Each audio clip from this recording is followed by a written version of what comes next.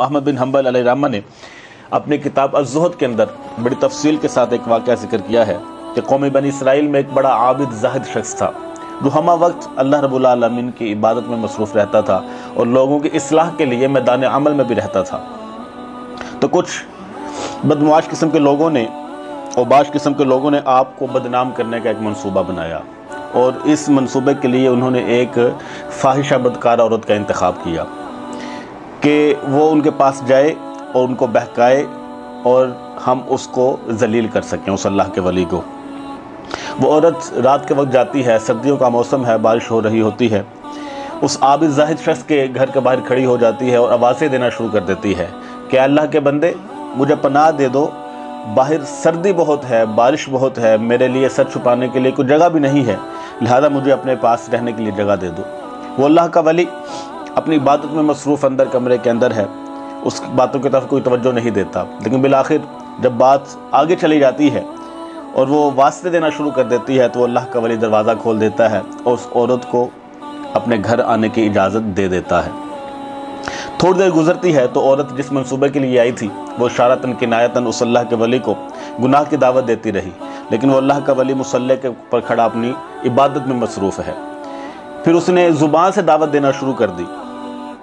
کہ اے بندے تم میری طرف متوجہ ہو، لیکن وہ اللہ کا ولی اپنی استقامت پر اس طرح ڈٹا ہوا تھا اور اللہ رب العالمین نے اس اللہ کے ولی کو ایسی استقامت عطا فرمائی تھی کہ وہ اپنے عبادت والے معاملے سے بالکل بھی نہ جھکے۔ اس عورت نے پھر زبان کے بعد حرکتیں ایسی کرنا شروع کر دی کہ شاید یہ اللہ کا ولی میری طرف متوجہ ہو جائے، لیکن وہ اللہ کا ولی پھر بھی اس فاحشہ عورت کی طرف متوجہ نہیں ہوتا۔ بالآخر معاملہ یہاں تک پہنچ جاتا ہے کہ وہ عورت چمٹنا شروع کر دیتی ہے، تو وہ اللہ کا ولی کیا کرتا ہے کہ جیسے ہی وہ عورت آپ کے پاس آتی، آپ کے پاس ایک چراغ تھا، آپ اپنی انگلی اس کو پر رکھ دیتے اور اتنی دیر تک اپنی انگلی نہ اٹھاتے جب تک وہ انگلی جل نہ جاتی۔ اس نے دوبارہ پھر ایسی حرکتیں کرنا شروع کر دی تو آپ نے اپنی دوسری انگلی بھی رکھ دی،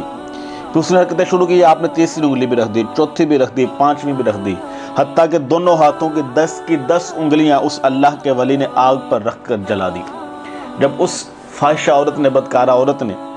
اس اللہ کے ولی کی ایسی استقامت کو دیکھا، چیخ ماری اور چیخ مارتے ہی اس کی روح جو وہ پرواز کر گئی، اسی وقت وہ فوت ہو گئی۔ اب صبح ہوئی تو جن لوگوں نے منصوبہ تیار کیا ہوا تھا کہ اس اللہ کے ولی کو کس طرح بدنام کریں اور معاشرے میں یہ جو بڑا صوفی بنا پھرتا ہے لوگوں کے سامنے اس کی حقیقت کو ہم عیاں کر دیں، جب صبح ہوئی لوگوں نے جا کر دیکھا کہ عورت جو ہے وہ مری پڑی ہے، ان کو مزید بہانہ مل گیا کہ اس اللہ کے ولی نے جو خود ساختہ ولی بنا بیٹھا ہے، اس نے اس عورت کے ساتھ زیادتی کرنے کے بعد اس کو قتل کر دیا ہے۔ وہ اللہ کا ولی خاموش ہے، کوئی بات نہیں کرتا۔ معاملہ بادشاہ کی بارگاہ میں چلا جاتا ہے، بادشاہ تمام بیانات سن کر فیصلہ یہ کر دیتا ہے کہ اس اللہ کے ولی کو سولی پر چڑھا دیا جائے۔ تو اللہ کا ولی کہتا ہے کہ مجھے 2 رکعت نفل پڑھنے کا موقع دیا جائے تاکہ میں نماز پڑھ سکوں، اللہ رب العالمین سے کوئی گفتگو جو ہے وہ کر سکوں۔ اس اللہ کے ولی نے 2 رکعت نفل ادا کیے اور اللہ کی بارگاہ میں یہ دعا کی کہ یا بھائی تعالیٰ تو جانتا ہے کہ میں سچا ہوں، میں نے کوئی ایسا فعل نہیں کیا، کوئی ایسا کام میں نے نہیں کیا، کوئی ایسا معاملہ مجھ سے نہیں ہوا کہ جس بنا پر مجھے یہ سزا دی جائے۔ لہٰذا وہ اللہ کا ولی اللہ رب العالمین سے دعا کرتا ہے تو اللہ رب العالمین اس کی دعا کو اس طرح قبولیت عطا فرماتا ہے کہ وہ جو عورت مری ہوتی ہے اللہ رب العالمین اس کے بدن میں روح کو دوبارہ پھونک دیتا ہے، وہ عورت کھڑی ہو جاتی ہے، زندہ ہو جاتی ہے اور بادشاہ کے سامنے یہ کہنا شروع کر دیتی ہے کہ بادشاہ سلامت، یہ بندہ بالکل سچا ہے، اس نے میرے ساتھ کسی طرح کی کوئی زیادتی نہیں کی، کسی طرح کی کوئی بدفعلی نہیں کی، نہیں یقین تو اس کے ہاتھوں کی طرف دیکھ لو، میں جب بھی اس کو گناہ کی طرف دعوت دیتی تھی یہ اپنی ایک انگلی آگ پر رکھ دیتا، جلتے چراغ پر رکھ دیتا تو اپنی انگلی کو جلا دیتا، دوسری انگلی اسی طرح جلا دی، تیسری انگلی اسی طرح جلا دی، حتیٰ کہ ہاتھوں کی 10 کی 10 انگلیاں اس اللہ کے ولی نے جلا دیں، لیکن میری دعوت اس نے قبول نہیں کیا۔ تو جیسے ہی اس عورت نے یہ کہا، ساتھ پھر اللہ رب العالمین نے اس کو موت دے دی، اور وہ اللہ کا ولی کہ جس کو لوگ بدنام کرنے کی کوشش کر رہے تھے، اللہ رب العالمین نے اس اللہ کے ولی کو مزید مقام عطا فرما دیا۔ تو جب انسان سچا ہوگا،